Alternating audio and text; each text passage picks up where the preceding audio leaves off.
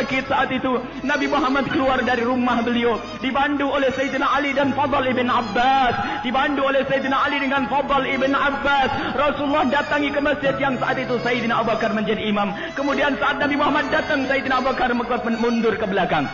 Dan setelah melakukan solat, Nabi Muhammad berdiri dan berkhutbah. Setelah berkhutbah bercerita tentang banyak hal Nabi Muhammad dan berkata, seorang hamba dipilihkan oleh Tuhannya. Seorang hamba suruh memilih antara dua hal, di dunia dan abadi di dunia, atau di surga bersama Allah, bertemu dengan Allah. Pilihannya adalah di dunia atau bertemu dengan Allah Subhanahu wa taala. Maka hamba yang ngerti akan memilih Allah. Itu isyarat akan kematian Rasul sallallahu alaihi wasallam. Nabi Muhammad memberikan kabar kepada sahabat, aku disuruh memilih dua hal, antara di dunia dan milih Allah Subhanahu wa taala, dan hamba tersebut memilih Allah. Saat itu para sahabat Nabi belum ada yang faham. Abu Bakar As-Siddiq, Sayyidina Abu Bakar As-Siddiq menangis di saat mendengar berita itu. Setelah Sayyidina Abu Bakar menangis, Sayyidina Abu Bakar menangis, di kiri kanan Sayyidina Abu Bakar ikut menangis. Sehingga setelah itu semua menangis, bahwasanya itu khutbah terakhirnya Rasulullah. Rasulullah akan dipanggil oleh Allah Subhanahu wa taala. Dan setelah itu Rasulullah melanjutkan khutbahnya dan berkata, siapapun di antara kalian yang pernah aku sakiti atau aku ambil haknya ataupun aku zalimi, kalau ingin mengkisos, menuntut sekarang saatnya. Sebelum aku menghadap Allah, aku tidak ingin menghadap Allah dengan kezaliman. Siapapun yang pernah aku sakiti, silakan sekaranglah waktunya untuk menuntut. Terdiam Nabi Muhammad. Rupanya para sahabat Nabi tidak ada yang menjawab sepatah kata pun. Lalu Nabi Muhammad ingin melanjutkan ceramah beliau. Di saat Nabi Muhammad ingin melanjutkan ceramah beliau, tiba-tiba di belakang ada yang berdiri, ya Rasulullah, aku yang akan mengambil kisah atasmu ya Rasulullah. Aku yang akan menuntut ya Rasulullah. Para sahabat Nabi yang semula menangis, terhenti tangisnya mendengar suara tersebut. Siapa gerangan dia? Mungkin orang munafik yang ingin kurang ajar dengan Rasulullah. Mungkin orang munafik yang mau jahil dengan Nabi Muhammad. Kemudian Nabi Muhammad berkata, taqaddam, majulah engkau. Mendekatlah orang tersebut. Setelah orang itu mendekat, para sahabat Nabi semua mengenalnya. Dan Rasulullah pun ternyata juga mengenal orang ini. Orang ini adalah orang cerdas yang saat itu ditanya oleh Rasulullah, engkau minta apa? Dia menjawab, ya Allah, doakan aku agar aku mati tidak pakai hisab, langsung masuk surga. Dan itulah Uqasah yang didoakan Nabi Muhammad menjadi ahli surga tanpa hisab. Bagaimana akan menuntut Rasulullah?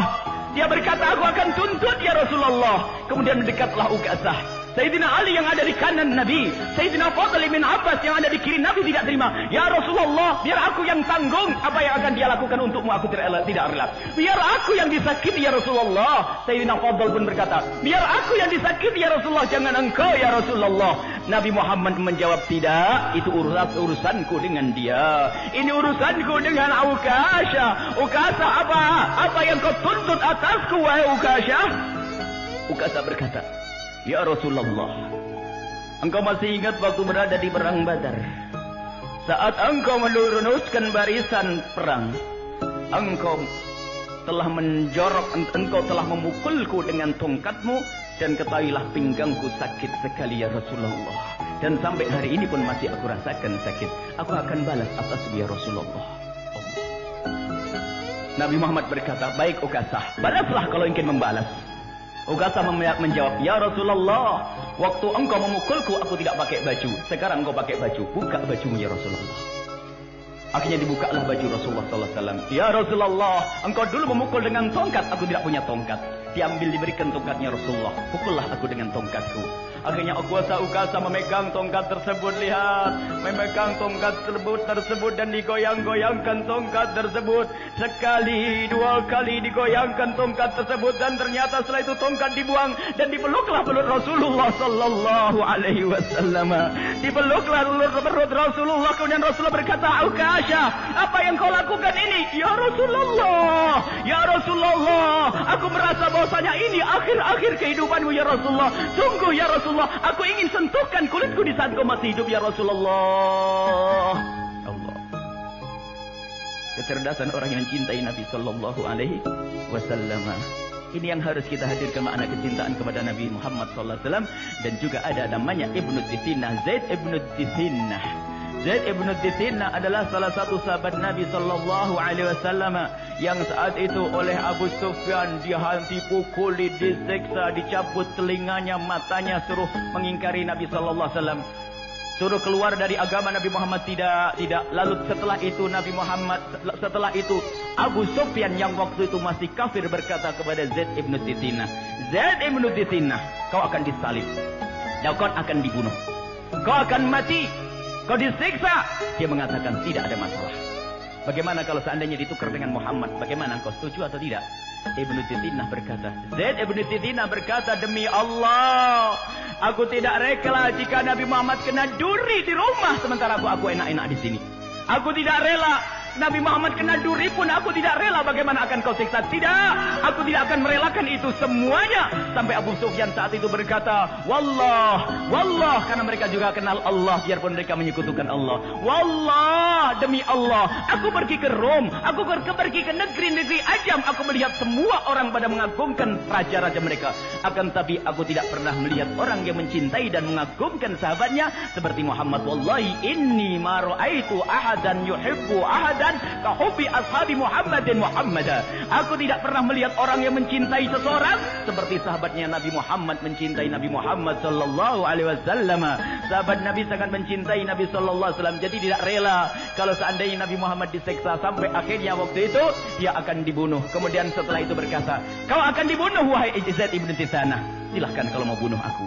Lastu ubali hina uqtalu muslima. Aku tidak peduli di saat aku dibunuh dalam keadaan muslim. Aku tidak peduli, pokoknya aku mati dalam keadaan Islam. Kemudian setelah itu dia minta sholat 2 rakaat. Dan setelah minta sholat 2 rakaat, ternyata setelah assalamualaikum dia mengatakan, Assalamualaikum ya Rasulullah, Assalamualaikum ya Rasulullah, Assalamualaikum ya Rasulullah. Kesungguhan mengucapkan salam kepada Nabi Muhammad. Di antara yang hadir mendengar jawaban dari Nabi Muhammad yang ada di tempat yang jauh, Alaikassalam, Alaikassalam, Alaikassalam ya Zaid, tempatmu adalah bersamaku di surga nanti. Dan setelah itu dibunuhlah Zaid ibn Dithinah. Lihat, ini sekedar contoh saja. Mereka rela nyawanya diberikan untuk Rasulullah. Sekarang ini kadang Masya Allah urusan kerjaan haram, sudah begitu ngaku cinta Nabi Muhammad. Jangankan nyawanya, lapar sedikit saja harus mengambil yang haram.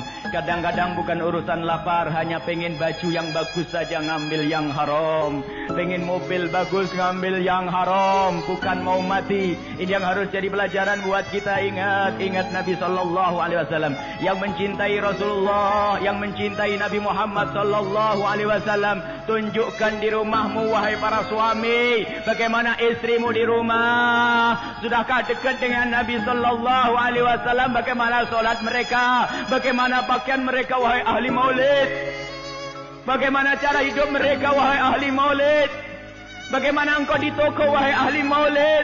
Apakah masih berbohong? Mana perjuangan kita untuk Nabi? Mana pengaku cinta kepada Rasulullah? Ya Allah, Ya Allah, Ya Allah, jangan kau halangi kami dari rahmat-Mu karena dosa-dosa kami, Ya Allah. Kami banyak dosa, Ya Allah. Akan tapi kami melihat kemurahan-Mu, maka kami mohon dengan kemurahan-Mu, Ya Allah. Berikan kepada kami kecintaan yang sesungguhnya kepada kekasih-Mu Nabi Muhammad, sehingga kami di rumah kami bisa menjalankan syariat kekasih-Mu Nabi Muhammad. Di rumah kami suami istri yang saling mencintai karena-Mu, Ya Allah. Para wanita-wanita yang menutup aurat mereka, Ya Allah. Yang menjaga hubungan mereka dengan sesama, Ya Allah. Yang bisa berbuat bakti dan berbuat baik pada suami. Suami yang tidak zalim, hei pencinta Nabi Muhammad. Suami yang suka zalim kepada istri, bukan bagianmu surga Nabi Muhammad.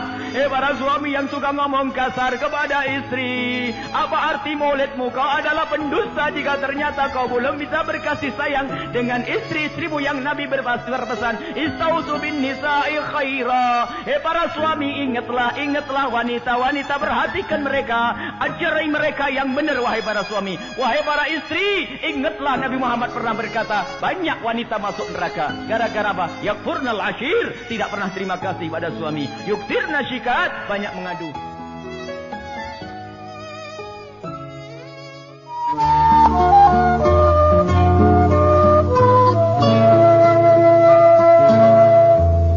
Rindu kami padamu ya Rasul.